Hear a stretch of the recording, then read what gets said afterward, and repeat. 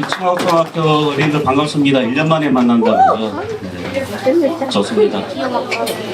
여러분들 오늘 아저씨가 할 이야기는 그 살아 숨쉬는 부산바다. 살아 숨쉰다는 건 어떤 의미야? 살아있다. 여러분들 부산바다라 하면 어떤 이미지가 제일 먼저 생각이 들어요? 손 들어보자. 우리 손 열심히 들고 답변 잘하는 친구는 우리 앞에 선생님, 우리 앞에 강연했는 김성모 선생님이 선물 줄 거예요.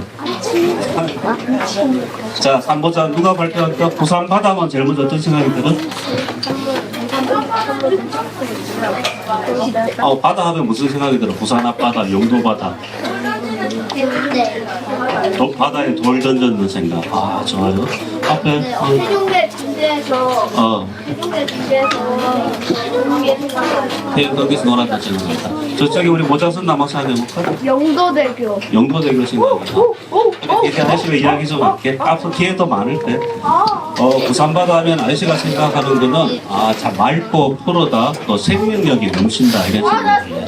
근데 보통 우리 신문이나 방송을 보면은 바다가 많이 오염되었다 생각 이야기들 많이 하잖아. 근데 실제로 이제 아저씨가 부산바다에서만 한 200회 이상 다이빙을 바닷속을 들어가 봤는데요. 바닷속이 굉장히 맑고 푸르고 아름답고 또 해양 생물들이 굉장히 많이 살고 있어. 근데 누구나 그럴 거야. 이거 오염되는 바다다, 더러운 바다다 생각하면은 이 바다를 만만하게 보고 바다에 쓰레기를 버리는 게 부끄럽지 않을 수가 있어. 하지만 이 바다가 살아있고 생명의 바다고 아름다운 바다라 생각하면은 우리는 좀 더 관심을 가지고 아낄 수가 있는 거야. 이 부산 바다는 어떤 바다다? 깨끗하고 아름답고 또 생명력이 넘치는 바다다. 그래서 우리는 바다를 더 관심을 가지고 아껴야 돼. 맞지? 네. 이 부산 바다 얼마나 생명력이 강한 바다냐면은 이 부산 바다는 정말 특징이 동해가 어느 쪽에 있어요? 동쪽에 있지. 울릉도, 독도, 경상북도, 강원도 쪽이 동해 바다야.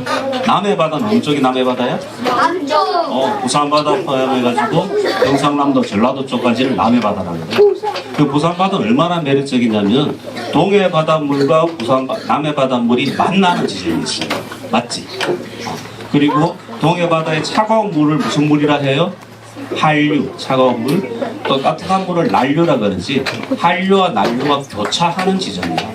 그래서 부산바다는 차가운 물에 사는 해양생물도 만날 수가 있고 따뜻한 물에 사는 해양생물도 만날 수 있는 거예요. 그러니까 생명력이 굉장히 많겠죠. 생명이 강한 바다겠죠. 그래서 우리는 이 부산에 살고 있다는 것을 바다가 있기 때문에 굉장히 자부심을 가져야 된다. 이런 생각을 하게 됩니다. 자, 그럼 부산바다는 얼마나 길까? 엄청, 맞아. 자, 그럼 부산바다는 어디부터 어디까지를 부산바다라 할까? 전라남도.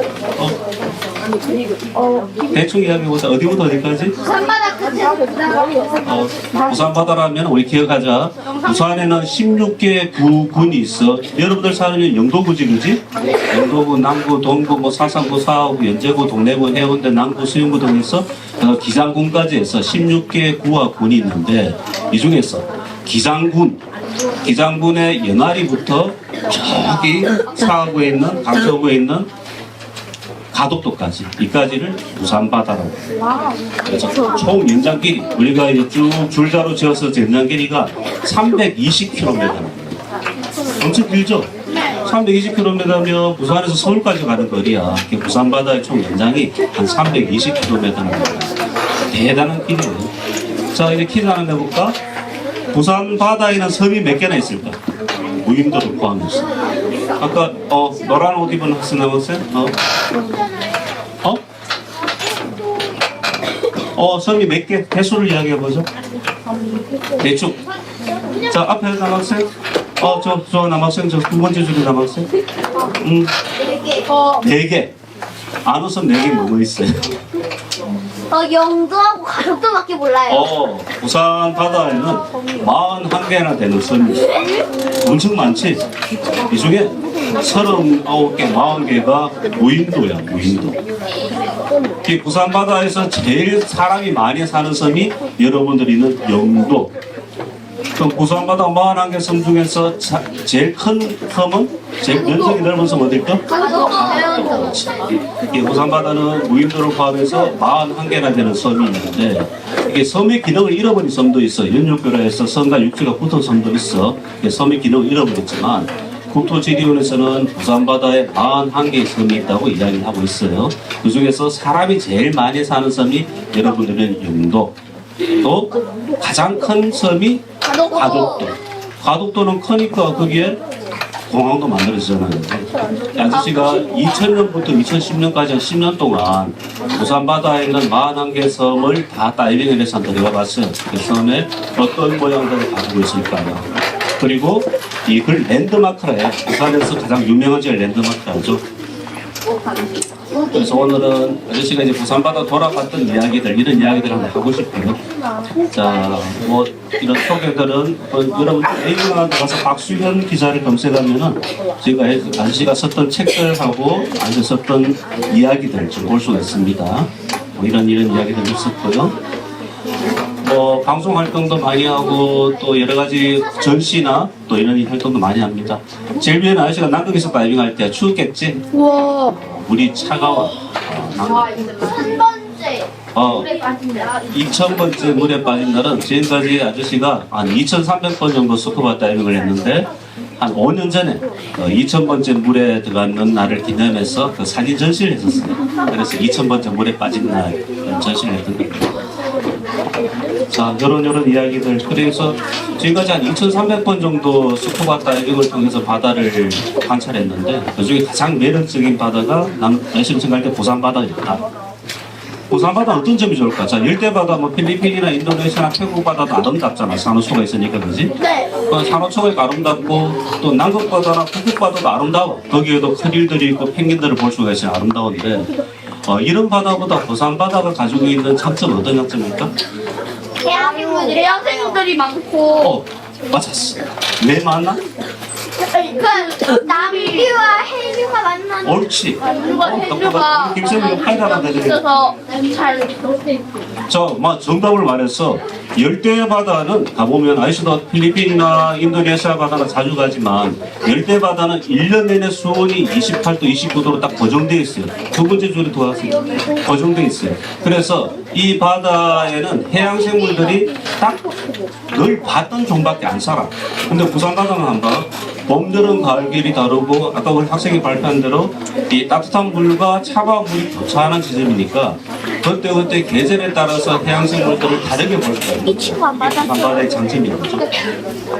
이 친구 안 해. 보자, 지도를 한번 보자.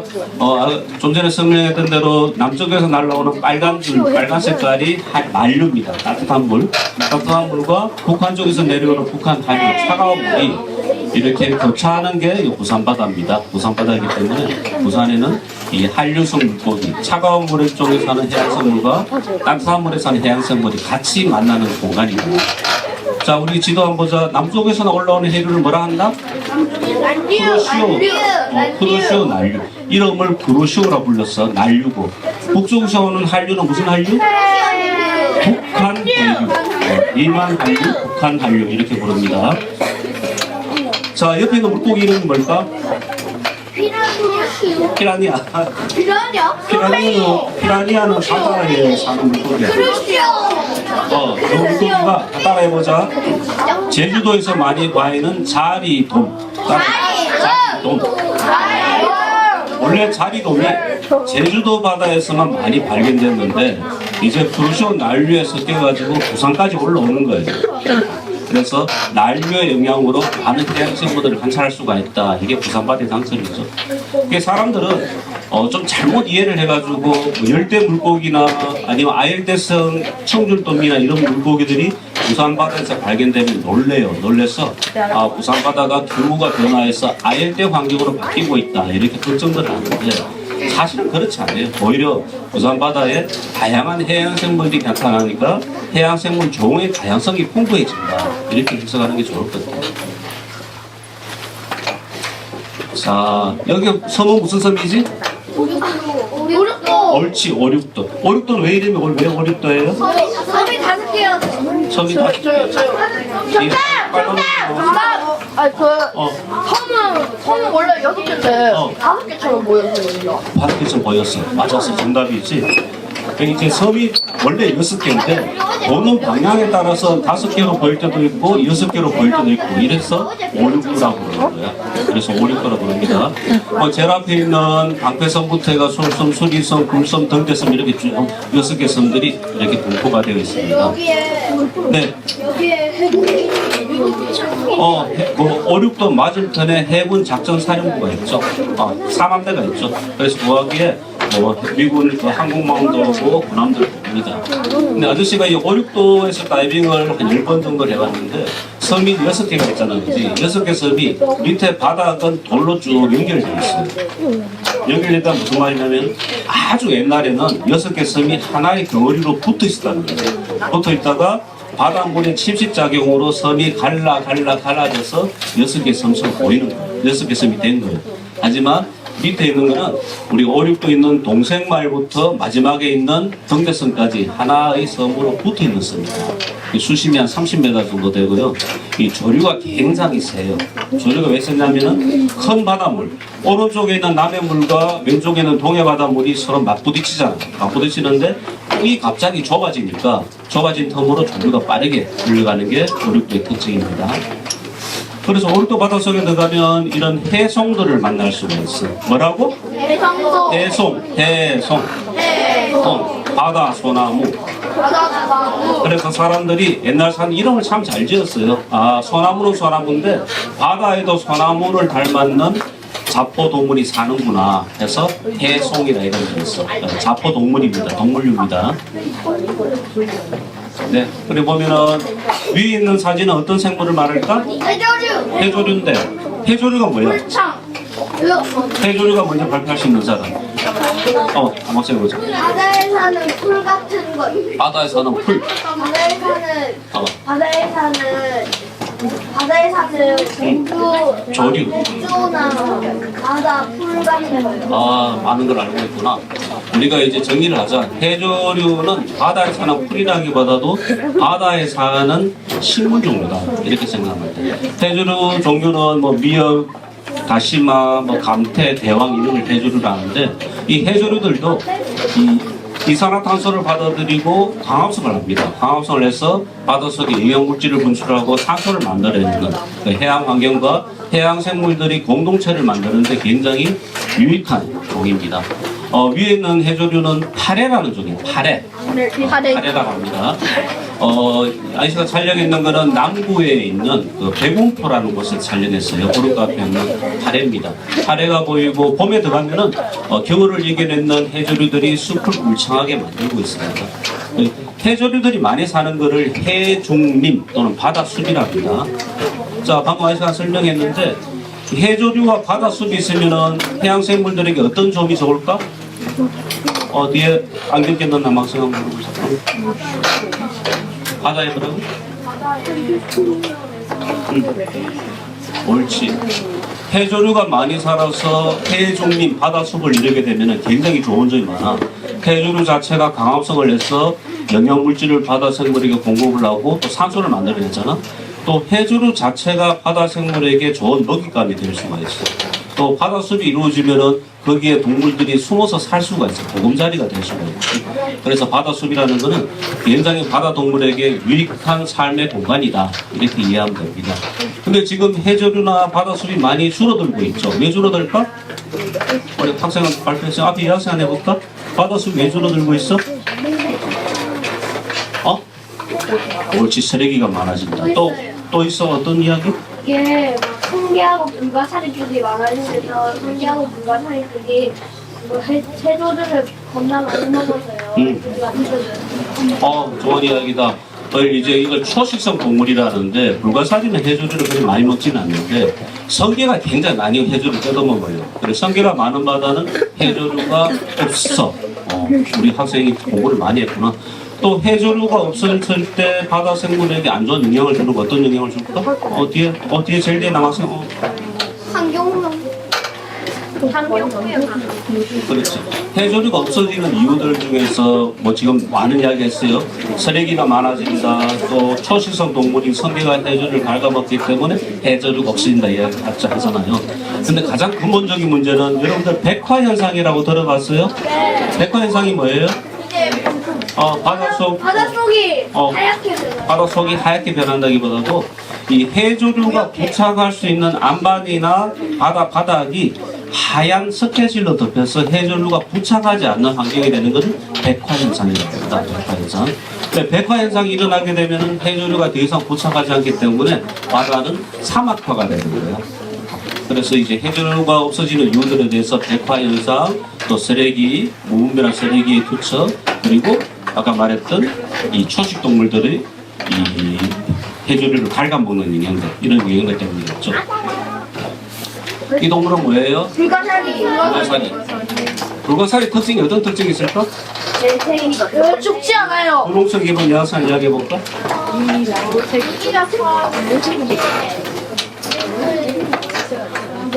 잘 못 들리. 아저씨가 설명해 줄게. 불가사리는 보통 이거를 극피동물이라 해요. 극피동물이라는 말 들어봤어요? 네. 극피동물은 피부에 가시가 있는 동물을 극피동물이라고 해요. 극피동물인데 불가사리 여러분들 다음에 아쿠아리움 가거든 불가사리를 만져봐. 껍질이 거칠거칠할 거예요. 이게 피부에 가시가 있기 때문에 불가사리라고 극피동물이라고 불러요. 불가사리의 가장 큰 특징은 어떤 특징이냐면 자기 조직이 훼손되더라도 재생할 수가 있는 이 극피동물의 특징입니다. 만약 불가사리 다리를 자르게 되면 불가사리 두 마리가 생기는 거예요. 잘려진 다리에서 한 마리가 더 만들어지고 잠시 지나면 또 다리가 새롭게 만들어지는 거예요. 극도의 재생력을 가지고 있죠. 두 마리 불가사리 색깔이 다르죠.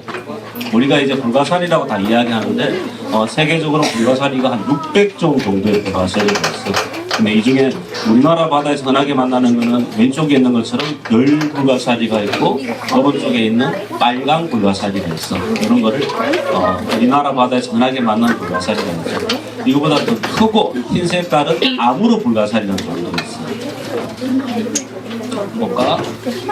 자, 왼쪽은 굴이고 오른쪽 동물은 만나본 적 있나? 이름 아나? 혹시?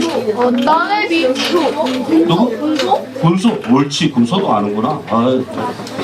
군소가 바로 이제 해조류를 제일 많이 뜯어먹는 동물 중에 하나입니다. 군소라 해서. 해삼. 해삼. 전부 다 부산 바다에서 촬영한 사진들이에요.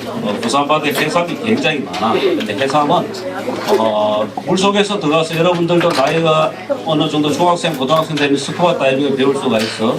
스쿠버 다이빙을 배워서 물속에서 해삼을 찾기가 제일 쉬워요. 해삼은 주변에 여걸 해삼똥이랍니다. 해삼똥이 열에 똑똑똑 노인을 따라가면은 해삼을 만날 수가 있어요. 해삼이죠. 해삼도 극피동물에 속합니다.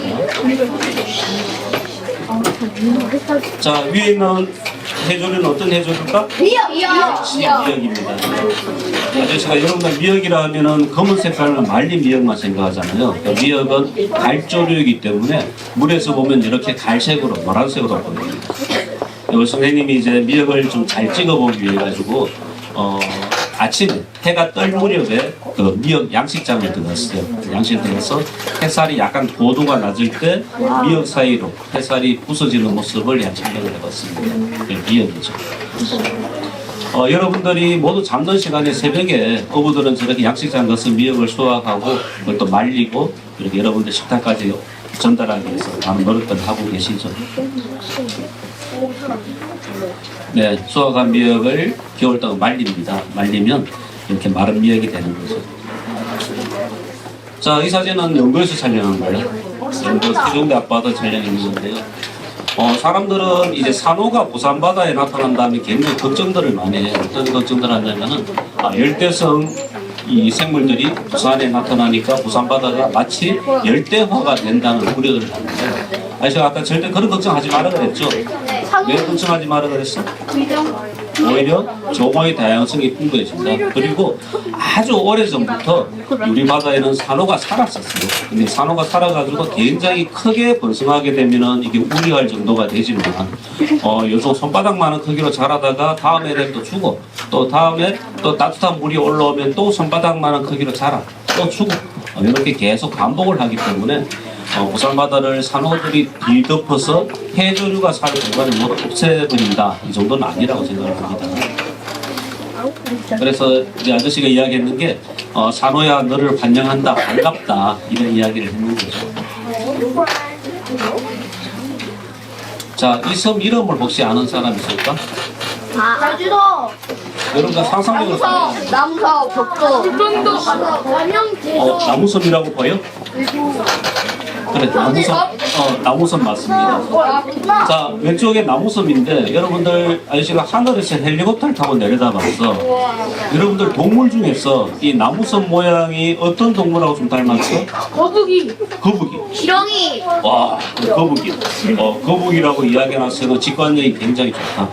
이 앞에 있는 게 거북이 머리고 뒤에가 거북이 덩처럼 보이잖아. 이게 사하구에 가면은 나무섬이 있는데 이 나무섬이 해양 생태계 보호구역으로 지정돼 있어요. 이 섬이 거북이 모양인데 마치 부산을 향해서 헤엄치는 것처럼 보여요. 근데 부산에 아저씨가 처음 이야기할 때 무인도가 몇 개 있다 했어요? 41개 총 41개 섬이 있는데 그 중에 39개가 무인도예요. 그 중에 이 무인도가 나무섬이 이 무인도 안에 포함이 되죠. 그런데 상하구에 있는 나무섬과 상하구 옆에 있는 상하구 같이 나무섬 옆에 있는 남영제섬 두 개의 섬이 해양 보호구역으로 지정이 되어 있어요. 그래서 여기에서는 어떤 뭐 의료행위나 이런 걸 잘 못하지만 이 안에는 굉장히 우리가 보존 가치가 높은 해양 생물들이 살고 있다. 볼까? 나무섬의 물속에 들어가면 굉장히 맑은 물이에요. 맑은 물이고 이런 그 부채꼴 산호도 살고 있고 그 나무섬 자체가 파산암으로 되어 있어. 그 바위가 엉키고 이렇기 때문에 이 섬과 섬 사이에 동물들이 많이 이렇게 형성이 되어 있습니다. 한번 볼까요? 뭐 딸기불 상도 보이고요. 아까 왼쪽에 있는 불가사리 무슨 불가사리를 했어요? 빨간사리 역시 빨간 불가사리. 여러분들 불가사리를 하면 어떤 생각이 먼저 들어요? 변호야 한번 자, 딱 이야기 하나 나서 뒤에 흰 옷 입고 나와서 하나 해볼까? 일단 불가사리 하면은 어, 자리가 결정되면은 나중에 되면 다시 자기 자리를 복구할 수 있고 별모양 같이 생겼습니다. 아유, 학습력이 대단하구나. 또 불가사리, 여러분들 평소 가지고 있는 불가사리의 인식이 어떤 인식들이지? 저 우리 동학생이 볼까?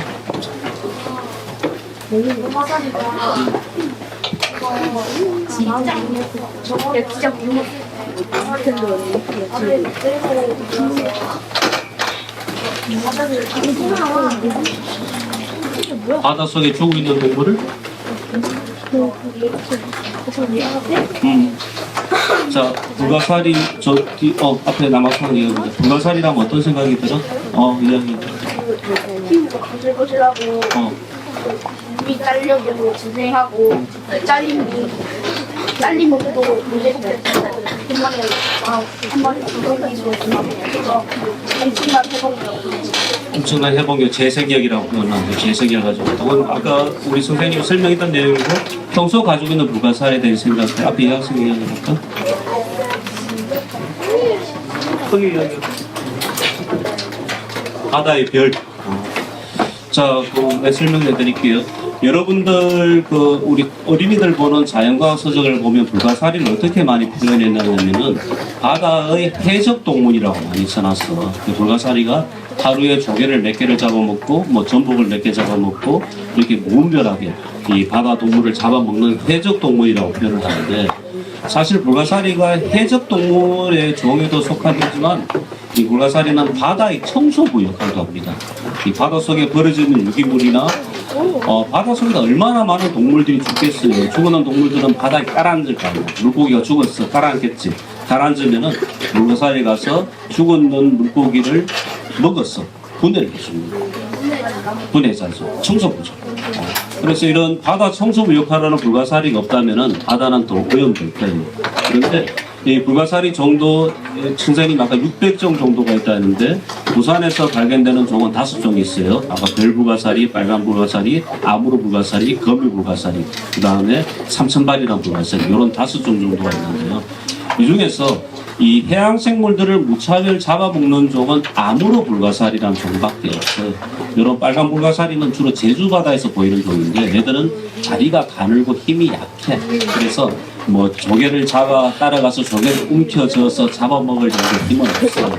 오히려 이제 빨간 불가사리나 거미 불가사리나 별 불가사리 같은 종은 바다에서 죽어 있는 사체나 신체나 해양동물 부식물들을 먹어주는 이 바다 청소부라고 이해하는 게 좋지 않을까 생각합니다. 자, 여러분 다 또 퀴즈 하나 내보자. 부산 바다에 물고기 굉장히 많을 거야, 그지? 제일 흔하게 보이는 물고기 이름이 뭘까? 누가 뒤에 남았어요? 고등어. 부산의 시어가 고등어야, 고등어. 그런데 고등어는 해유성 물고기예요. 해유성이라는 거는 계절에 따라서 왔다 갔다 하는 물고기야. 그래서 고등어가 그렇게 많이 보이진 않아. 정어리도 계절 해유성이에요. 그래서 계절에 따라서 운하기 때문에 내가 지금 질문하는 거는 이 토사성 물고기 중에서 제일 많이 보이는 물고기가 뭐예요? 갈치는 따뜻한 물을 좋아해. 제주도 바다에서.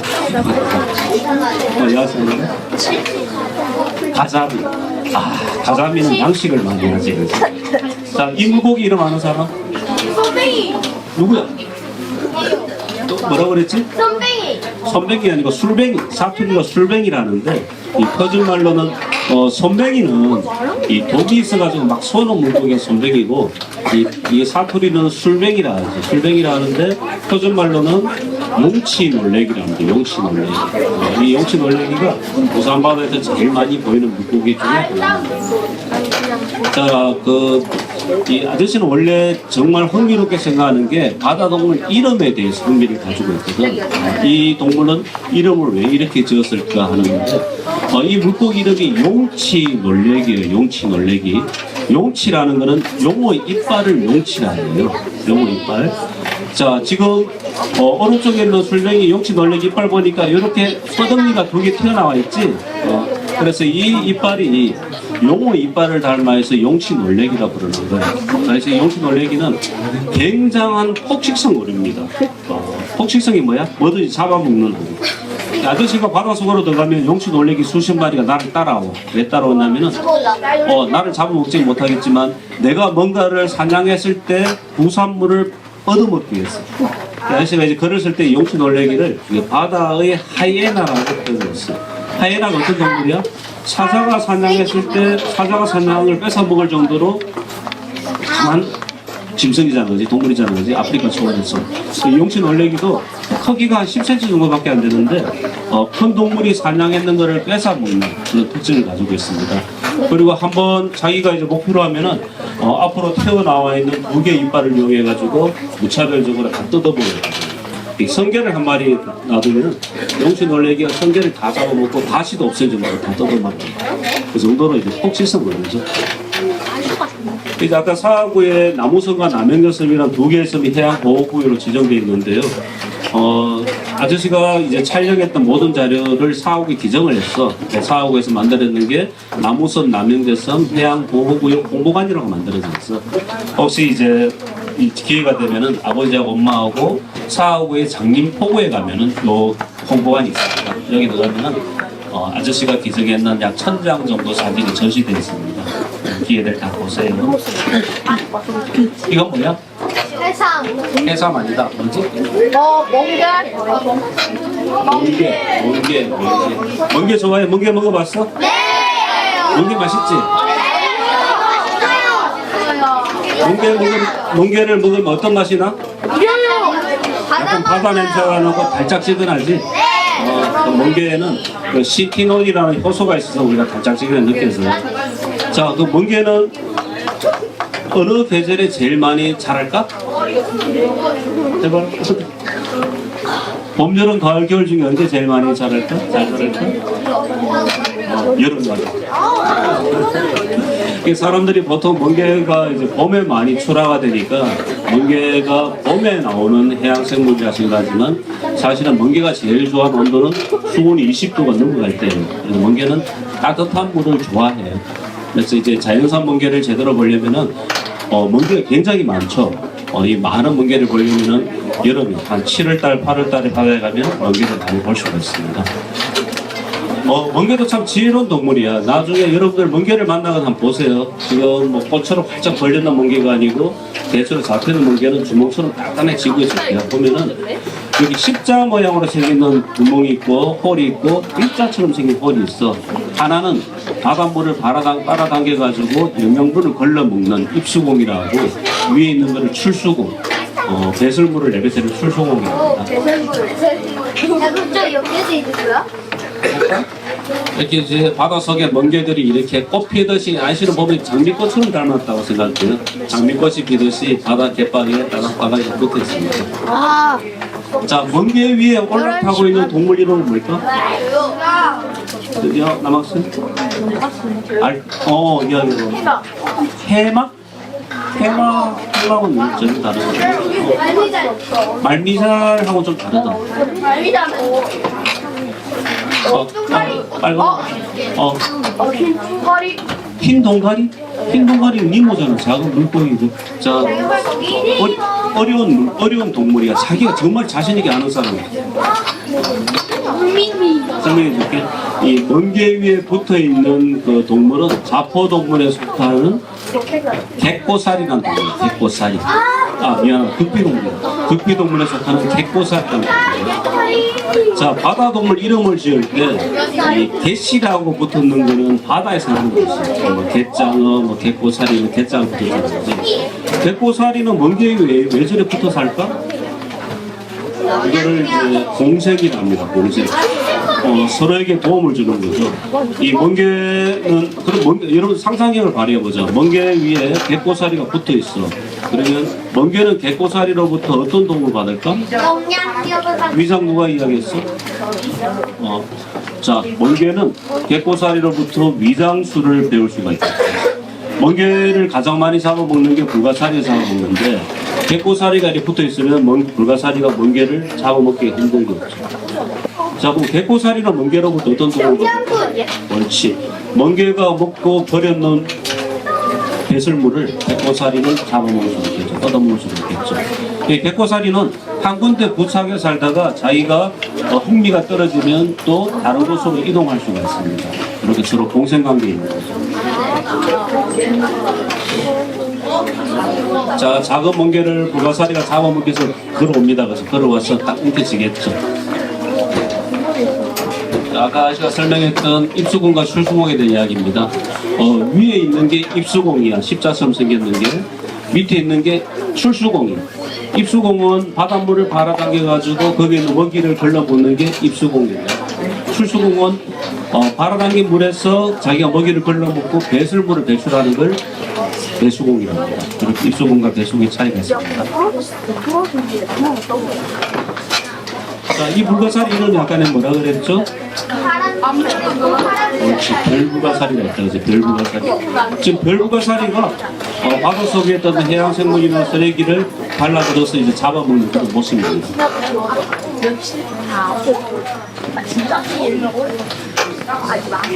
자, 좀 어려울 수도 있겠다. 이 동물 이름은 뭘까? 따개비. 옳지, 따개비다. 따개비는 마찬가지다. 자, 따개비는 어떤 동물일까? 내가 문제를 내볼게. 1번 조개류다. 2번 조개류는 연체동물이지. 1번 연체동물이다. 2번 불가사리와 같은 극비동물이다. 3번 마디가 있는 절지동물이다. 2번 뭐야? 극비동물. 3번 절지동물 생각하고. 왜 절지동물이라 생각하지? 왜 절지동물이라 생각하지? 좋아, 훌륭해. 관찰력이 훌륭하구나. 그래, 사람들이 이 따개비를 보고 따개비가 조개처럼 생겼다 해서 조개라고 생각하는 사람이런데, 따개비는 먹이를 잡아먹기 위해서 망각이라고 손을 흔들어요. 이걸 망각이, 노란색이 망각이야. 망각에 마디가 있어서 절지동물로 불려요. 우리 남학생 몇 학년이에요? 4학년. 4학년 학생이 관찰력이 좋구나. 그래. 이 따개비는 망각에 마디가 있기 때문에 이 절지동물로 불립니다. 근데 여러분들 다음에 이제 바닷가에 가면은 따개비가 많이 있잖아. 따개비를 가만히 관찰해라 하면은 이 바닷물이 잔잔할 때 애들이 이 위 뚜껑을 열고 손을 막 흔듭니다. 손을 흔들어 가지고 먹이를 잡아 먹어요. 근데 사람들이 따개비를 만나면 굉장히 가만히 있는 게으른 동물이구나 생각할 수 있는데요. 따개비는 살기 위해서 굉장히 부지런하게 움직이는 거예요. 이 물이 빠졌을 때는 물이 빠졌는 환경을 버티고요. 물이 들어왔을 때는 그 짧은 순간에 망각을 휘둘러서 먹이와 또 산소를 끌어내는 이런 기능을 하고 있죠. 근데 여러분들 따개비 사진 잘 찍었죠? 따개비 사진. 이 사진을 찍기 위해서 따개비 3시간 동안 서 있었어. 왜 서 있었겠나? 망각을 제대로 찍기 위해서 왜 서 있었냐면은 이 따개비도 굉장히 민감한 동물이에요. 애들이 옆에 사람이 있거나 어떤 다른 동물이 있으면은 절대 망각을 안 휘둘러. 그래서 가만히 관찰해 한 2-3시간 있으면은 이 따개비가 아저씨를 자연의 일부분으로 인식을 하는 겁니다. 그럼 자기 마음을 여는 거죠. 그때 됐어야 망각을 여는 거예요. 여러분들은 아저씨보다 더 착하니까 따개비 뺏어 가지고 한 30분만 기다려보면 따개비 망각을 볼 수 있어요. 다음에 바다 가거든 여기 갯바위에 흔하게 볼 수 있는 게 따개비거든. 거북선하고 따개비 흔하게 볼 수 있으니까 옆에 조금씩 앉아가지고 한 30분만 기다려보면은 애들이 망각을 흔드는 걸 볼 수가 있어요. 굉장히 예뻐요. 자, 물고기가 나왔다. 아까 우리가 제주도 물고기 이야기했는데 멸치 자리돔. 학생들 집중력이 좋구나. 자리돔이에요, 자리돔. 자리돔이 원래 제주도 바다에 사는 그 물고기였는데 이 따뜻한 물이 올라오면 부산 바다까지 올라옵니다. 자리돔이 울릉도 가도 만날 수 있고 독도 가도 만날 수가 있어요. 자리돔. 자, 왼쪽에 있는 해조류, 산호류는 뭐라 그랬지 처음에? 바다의 소나무, 옳지. 해송, 바다의 소나무니까 바다 해자에 소나무 송자를 해서 해송이라고 부릅니다. 그래서 해송은 식물일까 동물일까? 동물. 자포동물이라고 그랬죠. 산호하고 닮은 자포동물입니다. 그래서 해송은 바다에 있는 소나무라 해서 해송이라 부르지만 식물이 아니고 자포동물인 동물입니다. 자, 오른쪽에 있는 해조류는 미역은 아니죠. 미역과 좀 다르고 이거는 이제 대황이라는 해조류가 좀 어려워요. 해조류가 물이 젖는 걸 해중림 바다숲이라 했다는 거고 바다숲에는 해양 동물들이 많이 살겠죠. 자, 이게 이제 불가사리가 먹이를 잡아먹는 모습들을 한번 봤는 거예요. 불가사리는 이렇게 열심히 5개의 다리를 기어가서 조개를 움켜쥐고 조개를 비틀어서 텀이 벌어지면 불가사리 신기하게 여러분들 밥 먹을 때 어떻게 먹나? 손으로 집어서 입으로 씻고 목으로 넘기잖아요. 그지? 불가사리는 과정을 다 단축하고 비틀어서 위장을 조개 입 사이로 넣어서 위장을 넣었다 뺐다. 위장을 넣어가지고 영양분을 섭취를 하고 위장을 출출시키는 거예요. 이런 이제 특징을 가지고 있죠. 왼쪽에 있는 게 아까 뭐 얼핏 내가 한번 이야기했는데 무슨 불가사리인지? 왼쪽에 별불가사리하고 좀 다른데? 아까 보여줬는 게 별불가사리 보여줬고 빨간 불가사리 보여줬고 아무로 불가사리. 누구의 아무로 불가사리? 아무로 불가사리. 아무로라는 말은 무슨 말일까? 아무로. 아무르는 러시아 말이에요. 한국에 가면은 흑룡강이라는 큰 강이 있는데 흑룡강의 러시아 발음이 아무르입니다. 아무르강입니다. 그래서 우리나라 동물 중에서 아무르라는 이름이 붙은 동물이 많아. 뭐 아무르 표범, 아무르 장지뱀, 아무르 불가사리, 아무르 붙은 건데 이거는 쉽게 말하면 저기 북한 위에 중국에 있는 흑룡강에서 내려왔는 동물이라고 합니다. 그러면 얘들은 차가운 물을 좋아할까 따뜻한 물을 좋아할까? 차가운 물을 좋아하지. 원래 고양이 아주 차가운 바다죠.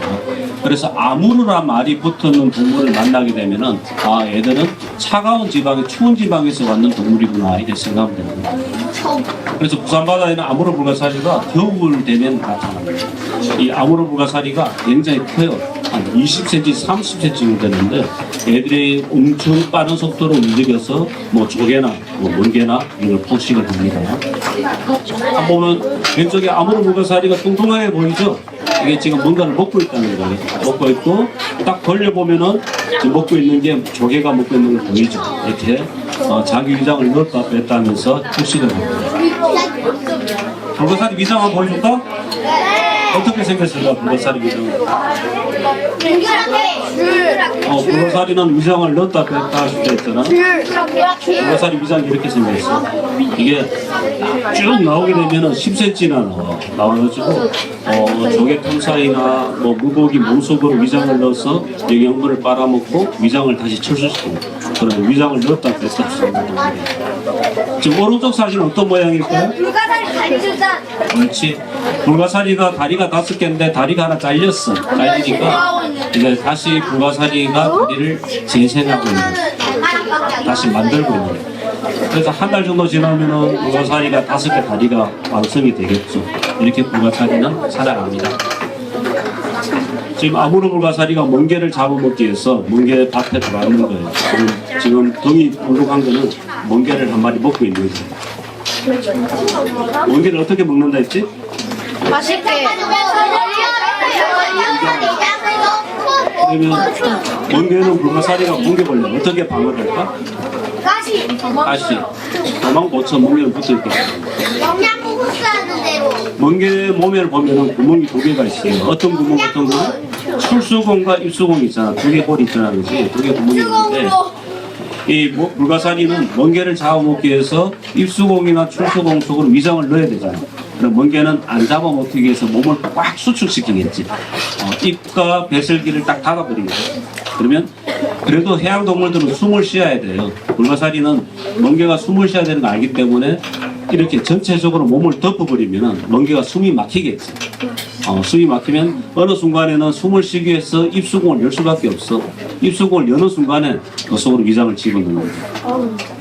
이게 바닷속에 들어가서 이 해양생물들 살아가는 걸 잘 관찰해보면 얘들 나름대로의 먹고 먹히는 과정들이 굉장히 과학적이고 굉장히 학습적이고 굉장히 유선적으로 발전되어 있어요.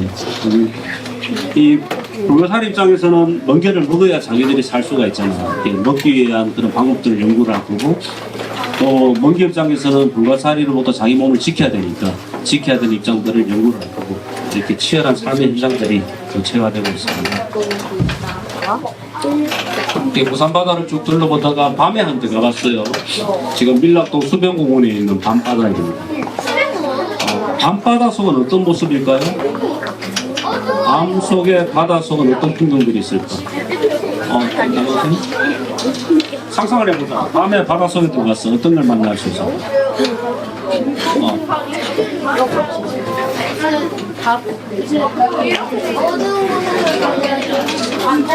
어두운 곳에 하는 물고기 맞아요. 자, 한번 보자.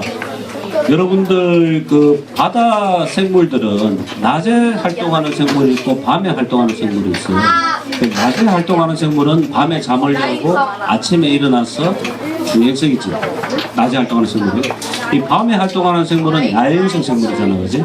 낮 시간 동안 잠을 자고 밤에 해가 떨어지면은 밤바다 속에서 활동을 시작해요.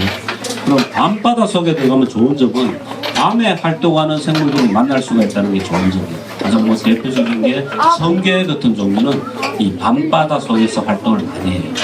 이 밤바다의 매력은 낮 시간 동안에 제대로 보지 못했던 해양생물을 만날 수 있다는 그런 매력을 가지고 있습니다. 그래서 이렇게 IC 동료하고 같이 밤바다 속을 랜턴을 비추면서 어떤 해양생물이 있을까 관찰했던 그런 내용입니다. 밤바다 속에 들어가면 여러분 흔하게 만날 수 있는 뭐 갯미순 달팽이도 보이고 이런 이제 개 종류도 보이고 이런 배도라치 종류도 보이고 또 돌산호 종류도 보이고 부산 바다는 정말 아름다운 바다예요. 이런 해양생물들을 낮에도 볼 수가 있고 밤에도 볼 수가 있고 성게 먹어본 사람 있나? 성게 좋아하나? 성게 생식소하고 또 알을 사람들이 이제 많이 먹죠. 자, 무슨 섬이야? 어렵도다, 그지? 어렵도 바다속도 6개 섬이 있지만 밑에 하나로 연결되어 있는 가장 큰 섬입니다. 자, 섬이 몇 개가 보여요? 샤일보다 하나, 둘, 셋, 넷, 다섯, 6개 섬이 보이지?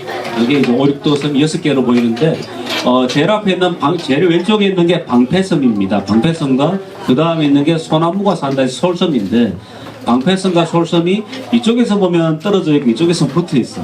붙어 있으면은 섬이 5개가 되는 거고, 물이 들어와서 떨어져 있으면 섬이 6개가 되는 거야. 그래서 어떻게 보면 5개고 어떻게 보면 6개라 해서 오륙도라고 부릅니다. 자, 오륙도 바다 속에도 역시 작은 산호류와 뭐 성게, 불가사리, 전복, 해삼들이 많이 만날 수가 있습니다. 지금 이제 여러 담치를 만났어. 담치에 주목을 대보니 이 정도 큰 담치들도 사는 거죠. 이런 섬들. 자, 아까 불가사리 위에 살고 있는 객고사리 만나봤었죠? 이 객고사리가 헤엄을 칩니다. 이게 헤엄을 치면서 다니는 걸 객고사리를 관찰할 수가 있습니다. 자, 성게도 보이고 이런 불가사리 유어들도 다시 만날 수가 있죠. 쭉 이제 슬라이드를 보여드렸던 거는 이 부산바다가 총 연장이 몇 킬로 정도 된다? 320km입니다. 기장군 연안리부터 바둑까지 320km 연장선이 있고 부산바다에는 41개 되는 섬이 있어요. 이 섬들이 이 굉장히 아름다운 바다를 형성하고 있다. 여러분들이 부산바다를 생각하면은 인구 350만이 사는 바다니까 오염되었다, 쓰레기가 많을 거라는 생각보다는 이 부산바다가 아름답고 맑고 푸르고 또 생명력이 넘치는 바다라는 생각을 지금 하는 게 좋을 것 같아요. 자, 혹시 질문 몇 가지 한번 받아볼까요? 자기 뭐 부산바다나 해양동물들에 대해서 궁금하거나 이야기하고 싶은 이야기. 책을 몇 권 준비했는데 앞에 우리 김성구 선생님 좀 나눠주세요. 자, 질문 어떤 질문인지 자기 궁금한 게 있으면 보여서 나와주세요. 불가사리는 거 뭐? 어떻게 주의해주세요? 네? 불가사리. 네, 불가사리는? 어떻게 주의해주세요? 불가사리 어떻게 죽이느냐? 아, 좋은 질문이네. 이 옛날 사람들은 불가사리가 조개를 너무 많이 잡아먹기 때문에 바다에 해적공격을 했어. 이 불가사리를 죽이기 위해서 다리를 잘라서 바다에 던졌어요. 그런데 잘려진 다리가 다시 불가사리가 만들어지니까 불가사리를 절대 죽일 수 없다 해서 불가사리라고 이름 지었어요. 근데 불가사리를 잡아서 이제 포획 구제하는 방법, 없애는 방법은 잡아서 땅에 올려놔서 말려서 이렇게 처리합니다. 태우는 것도 가능하고. 태우기에는 너무 연료비가 많이 나니까 그냥 말리면 돼. 말리면 되는데 이게 원체 단백질을 많이 먹다 보니까 말릴 때 냄새가 굉장히 많이 나요. 하지만 제대로 말려서 이 거름으로 쓸 때는 아주 좋은 거름을 만들 수가 있어요. 질문. 좋은 질문이네. 불가사리 중에 아까 600종 정도 불가사리가 되는데 이 중에 독이 있는 불가사리도 있고 그냥 일반 불가사리도 있어요. 불가사리 중에서 가장 독이 많은 거는 열대지방에 사는 왕관 불가사리라고 있어요. 이 불가사리들은 근처에 가기만 해도 독침을 쏴요. 그래서 굉장히 위험한 불가사리죠. 어디에 남았어요? 네. 군수는 왜 보라색이냐? 네? 뭐라고? 김성모 선 뭐라고? 군수는 왜 보라색이냐? 아, 예. 말하는 거지? 군소가 아주 색깔이 다양해요. 뭐 레오파드 군소도 있고 흰 군소도 있고 빨간 군소도 있는데 아마 학생이 이야기하는 거는 군소가 뱉어내는 색소가 보라색이다 그 이야기 같아요. 이 군소가 우리가 이제 문어나 오징어 같은 연체 동물은 검은색 색소를 뿜어내잖아, 그지? 근데 군소는 약간 붉은색 색소를 뿜어내. 이거는 자기 몸을 보호하기 위한 약간 혐오스러운 색깔과 또 두 번째는 그 색소 속에 약간의 독을 포함한다고 이야기하고 있어요. 또 지금 한 2명만 더 받으면 되겠다. 불가사리 독이 아까 이야기 설명한 대로요. 불가사리 중에서 독이 있는 불가사리 가장 대표적인 게 열대바다에 있는 왕관 불가사리라는 독인데 애들은 아저씨도 독을 한번 소해봤어. 근데 만지진 않았지만 만지기도 전에 자기가 사는 주역에다가 독침을 쫙 깔아놔요. 그럼 사람이 그 근처 가면 따끔하지. 독이 쏘이는 거야. 독이 쏘이게 되면은 굉장히 아파요. 아저씨도 손이 한 열흘 정도 퉁퉁 부을 정도로 아파요. 여러분들 바다에 해수욕장 가면은 내가 해파리한테 쏘이지 않은데도 몸이 따끔따끔한 때가 있죠. 얼굴 같은 거. 왜 그러냐면은 해파리 같은 종류는 내가 건드리지 않아도 자기가 다니면서 자포라고 합니다. 자포. 독세포를 물에다 뿌려놔요. 뿌려놓는 거는 이 근처에 오지 말라는 자기의 하나 보호막입니다. 그래서 내가 물속에 들어갔을 때 해파리에 직접 쏘이지 않아도 물이 따끔따끔하다는 거는 이 근처에 해파리가 있을 수 있으니까 그 바다에서 나가야 된다는 경고입니다. 네, 저기에 남았어요. 네. 불가사리가 진짜 종류가 600종이 있다고 했어요. 한국에서 사는 불가사리는 총 몇 종이세요? 네, 전 세계적으로 600종 정도가 있는데 우리나라 바다에도 거의 한 100종 정도는 살 같아요. 살지만 가장 흔하게 보이는 종은 아까 5종 있다 했죠. 뭐 아무르, 벨불가사리, 거미불가사리, 또 5종 정도가 가장 흔하게 보이는 불가사리. 제일 뒤에 남았어요. 네.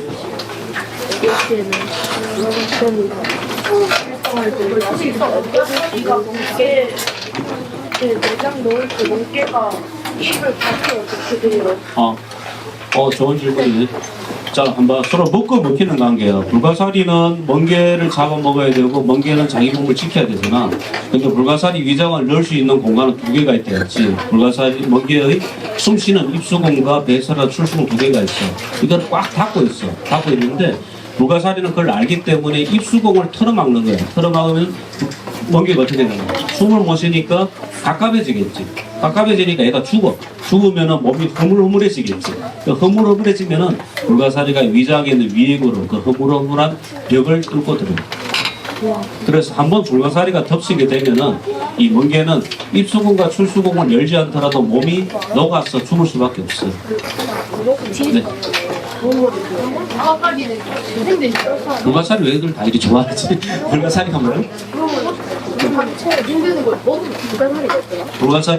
불가사리 재생을 많이 응용해가지고 과학자들이 그 여러 가지 약품도 연구를 하고 있고, 두 번째는 불가사리 몸속에 키토산이라는 좋은 성분이 있어요. 이거를 사람들에게 유익한 자원으로 활용하는 게 연구도 하고 있습니다.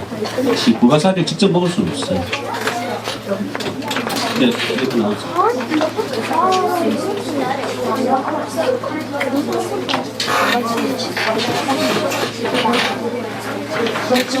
잘 못했어요.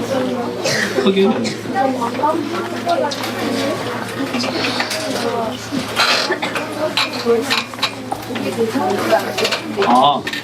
독이 내성이 생겨. 그건 좋은 부분인데, 내가 이건 아저씨 경험이야. 아저씨도 수중 촬영을 많이 하다가 말미잘이나 불가사리 소일의 경우가 있어. 한번 소있을 때 굉장히 고통스러운데, 다음 소있을 때는 약간의 내성이 생기긴 생겨. 하지만 그건 좋은 건 아니겠지. 파란 옷에 녹색 옷 입었다. 김성호 쌤도 덮고 뒤에 전달 좀 해줄래?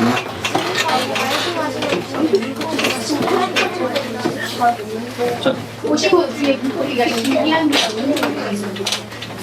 다이빙하면서 만나는 물고기 중에 신기한 것들이 굉장히 다양하겠죠. 저희가 날씨가 한 2,300번 정도 다이빙을 했으니까 얼마나 많은 물고기를 만났겠어요. 그 중에 가장 신기한 걸 이야기하라면은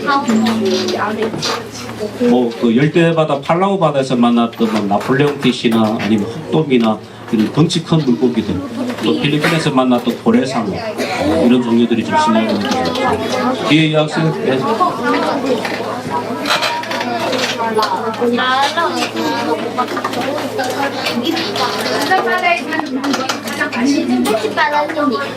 우리나라 바다 사는 물고기 중 부산 바다 물고기 중에서 맛이라는 건 기호에 따라 다르잖아. 근데 여기서 우리가 식용할 수 있는 물고기는 고등어, 갈치, 또 돔 종류, 도미, 가자미 종류들. 우리 이 학생은 어떤 물고기 좋아해요? 볼락. 볼락은 정말 우리 수산 자원으로 아주 유용한 자원이죠. 부산의 바다 물고기 시어가 고등어라면은 경상남도의 도어가 볼락입니다. 볼락. 그래서 지금 양식을 제일 많이 하는 종류가 볼락 우럭이라고 그러죠. 볼락 종류와 가자미 종류를 양식을 제일 많이 해요. 자, 마지막 질문 하나 받고 마치도록 시간이 좀. 한 번도 자기 발언 안 한 사람 누가 있지?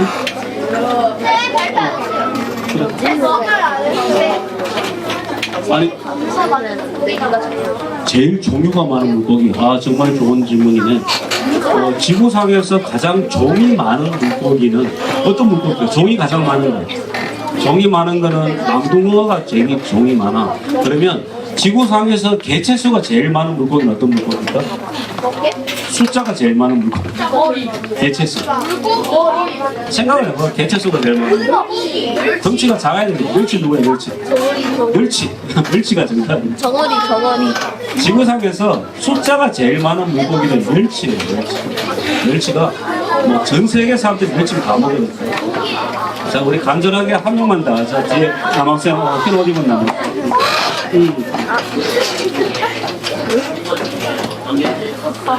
아, 제일 큰 물고기. 자, 좋은 질문이네. 바다에 사는 동물 중에 제일 큰 동물은 뭐예요? 고래죠. 흰수염고래. 물고기 중에서 제일 큰 물고기는 뭐예요? 고래상어죠, 고래상어. 이 아저씨가 지금 필리핀에서 고래상어를 한 4번 만났는데, 뭐 지구상에서 제일 큰 물고기가 고래상어, 길이가 12m 정도. 아저씨가 봤던 물고기 중에 제일 큰 물고기도 고래상어. 우와. 자, 오늘 시간들이 아쉽지만 이렇게 마치도록 해야 됩니다. 자, 수고들 했습니다. 다음에 또 만날게요.